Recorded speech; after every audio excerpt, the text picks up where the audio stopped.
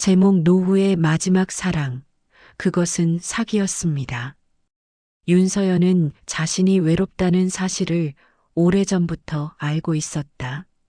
하지만 그 외로움은 누군가에게 쉽게 말할 수 있는 종류의 것이 아니었다. 젊었을 때는 너무 바빴고, 중년에는 책임이 많았고, 노년이 되자 사람들은 오히려 이제 편히 쉬면 되지 않느냐고 말했다. 그러나 사람의 인생에는 아무것도 안 해도 되는 시간이 아니라 아무도 필요로 하지 않는 것처럼 느껴지는 시간이 찾아온다. 윤서연에게 그 시간이 바로 지금이었다. 윤서연은 67세였다. 한때는 텔레비전에 자주 나오던 배우였고, 이름만 대면 고개를 끄덕이던 사람들이 많았다. 하지만 요즘은 대본보다 병원 예약 문자가 더 자주 왔고, 팬레터보다 관리비 고지서를 더 자주 받았다. 집은 넓었고 조용했고 너무 조용했다. 저녁을 먹고 나면 텔레비전을 켜놓고도 소리가 들리지 않을 때가 많았다. 귀가 어두워서가 아니라 그 소리가 자기 이야기 같지 않았기 때문이다. 그날도 윤서연은 시니어 문화포럼 행사에 참석했다. 은퇴 이후의 삶, 제2의 인생이라는 주제로 열린 자리였다. 비슷한 또래의 사람들이 모여 있었고, 그곳에서 그녀는 그 남자를 만났다. 그는 말수가 많지 않았고, 옷차림이 화려하지도 않았으며, 어디서나 볼 수 있는 듯 하면서도 묘하게 눈에 띄는 사람이었다. 정갈한 셔츠와 깨끗한 구두, 그리고 낮고 차분한 목소리. 그의 이름은 강민재라고 했다. 그는 자신을 해외 금융 쪽 일을 오래 했다고 소개했다. 그리고 이렇게 덧붙였다. 이제는 정리할 나이가 됐습니다. 조용히 살려고 합니다. 그 말은 자랑처럼 들리지 않았다. 그래서 더 믿을 수 있었다. 윤서연은 그와 이야기를 나누며 이상하게도 편안함을 느꼈다. 그는 그녀를 배우가 아니라 그냥 한 사람으로 대했다. 요즘은 어떠세요? 건강은 괜찮으십니까? 그런 말들이 인터뷰용 질문이 아니라 사람 대 사람의 질문처럼 들렸다. 그날 이후 두 사람은 가끔 연락을 주고받기 시작했다. 처음에는 안부 정도였다. 오늘 날씨가 쌀쌀하네요. 건강 조심하세요. 그런 메시지들이 어느 순간부터 하루의 시작이 되고 하루의 끝이 되었다.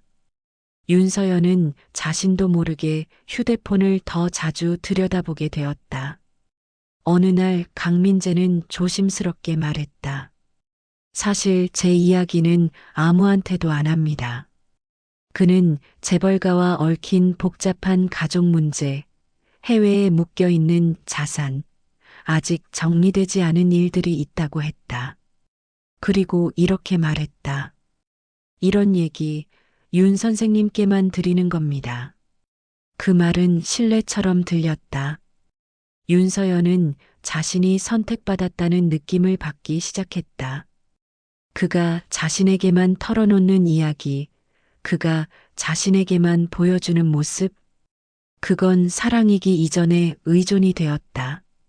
그러던 어느 날 강민재는 병원 사진을 보여주었다. 링거를 맡고 있는 병실 침대. 조용한 병원 풍경. 예전부터 관리 중입니다. 크게 걱정할 건 아닙니다. 윤서연은 그 사진을 보고 아무 말도 하지 못했다. 그 순간 그는 의심해야 할 사람이 아니라 지켜주고 싶은 사람이 되었다. 그날 이후 관계는 더 깊어졌다. 윤서연은 그를 연인이라 부르지는 않았지만 이미 마음속에서는 그가 중요한 사람이 되어 있었다. 아플 때도 외출할 때도 가장 먼저 그의 메시지가 떠올랐다. 그리고 아주 자연스럽게 돈 이야기가 나왔다. 아주 조심스럽게. 이건 투자 이야기가 아닙니다. 잠시만 도움이 필요합니다. 제 자산이 묶여 있어서요. 그리고 그는 이렇게 말했다. 우리 문제입니다. 윤서연은 그 말을 듣고 책임처럼 느꼈다. 그래서 처음 송금은 그리 어렵지 않았다. 이번 한 번이면 끝일 거라 생각했다. 하지만 그것은 시작이었다. 강민재는 며칠 뒤 다시 연락했다. 정리가 조금 늦어지고 있습니다. 이번만 조금 더 도와주세요. 금액은 점점 커졌다. 윤서연은 숫자에 점점 익숙해졌다. 처음에는 몇백만 원에도 손이 떨렸지만 이제는 몇천만 원이라는 숫자를 입으로 말할 수 있게 되었다. 어느 날 강민재는 집 이야기를 꺼냈다. 집은 어떻게 되어 있습니까? 담보로만 잠시 쓰는 겁니다. 절대 잃지 않습니다. 윤 선생님 집은 제가 책임지겠습니다. 윤서연은 며칠 밤을 고민했다. 집은 그녀 인생의 마지막 안전장치였다. 하지만 아파 보이던 그의 얼굴과 미안해하던 표정이 떠올랐다. 결국 그녀는 서류에 도장을 찍었다. 그 순간 그녀는 집이 아니라 믿음을 담보로 맡긴 것이었다. 그 이후 강민재는 더 다정해졌다. 더 자주 연락했고 더 자주 고마움을 표현했다. 윤 선생님 덕분에 제가 버티고 있습니다. 그 말은 윤서연을 더 깊이 묶어두었다. 그러다 그는 또 다른 말을 꺼냈다. 이건 윤 선생님만 알기에는 너무 큰 일입니다. 윤서연은 오래된 지인에게 전화를 걸었다. 내가 정말 믿는 사람이야. 나도 다 넣었어. 그 말은 지인을 안심시키기 위한 말이었지만 사실은 자기 자신을 안심시키는 말이었다. 지인도 돈을 넣었다. 그리고 또 다른 사람도 돈을 넣었다. 그 순간부터 이 일은 윤서연 혼자만의 일이 아니게 되었다. 그녀는 속으로 이렇게 생각했다. 여기까지 왔는데 이제 와서 멈추면 모든 게 무너진다. 어느 순간부터 작은 이상함들이 보이기 시작했다. 약속이 자주 취소되었고 영상통화는 늘 피했고 계좌는 계속 바뀌었다. 윤서연은 스스로를 달랬다. 상황이 복잡해서 그렇다. 지금이 힘든 때라서 그렇다. 그러던 어느 날 모르는 번호로 전화가 왔다. 그 사람 정말 믿을 수 있습니까? 그 사람은 재벌 이야기, 해외 자산 이야기, 병원 이야기까지 너무 정확히 알고 있었다. 모두 같은 패턴이었다. 윤서연은 그동안 받았던 사진들을 다시 하나하나 살펴보았다. 병원 사진, 신분증 사진, 여권 사진. 모두 또렷하지 않았다. 확대하면 깨졌고 확인할 수 없게 되어 있었다.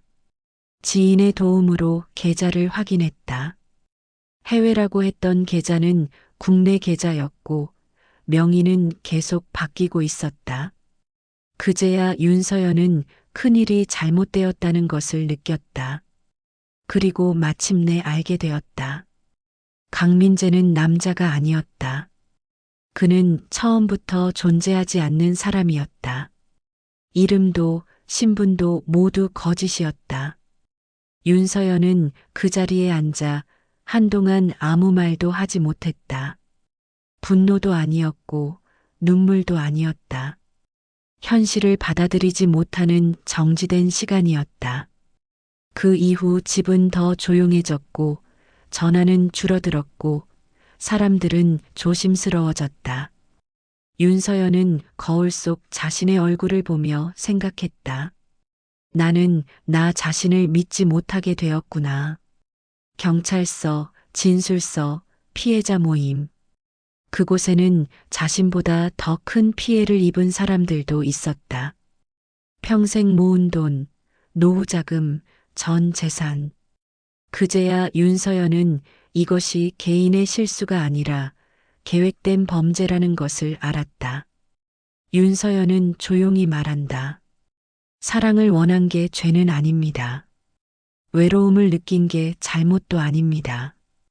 잘못한 사람은 속인 사람입니다. 노후의 사랑은 아름다울 수 있다. 하지만 그 사랑이 당신의 돈과 당신의 집과 당신의 인생을 요구한다면 그것은 사랑이 아니다. 그것은 범죄다. 끝까지 들어주셔서 감사합니다.